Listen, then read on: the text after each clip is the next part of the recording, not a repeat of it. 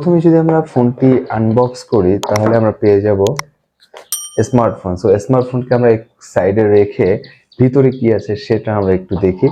Alright, প্রথমে আমরা পেয়ে যাব একটি ব্যাক কভার, খুবই শক্তপোক্ত সিলিকনের একটা ব্যাক কভার ছিল, কোয়ালিটি ভালো। এরপর হচ্ছে কিছু ডকুমেন্টস, সময় থাকলে অবশ্যই পড়ে নেবেন।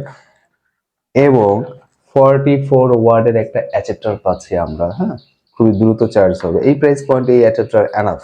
এবং সাথে খুবই বড়সড় একটি ইউএসবি কেবল পাচ্ছি এবং সিম ইজেক্টর সেটা তো থাকবেই। সো আনবক্সে সোনার বাংলাদেশ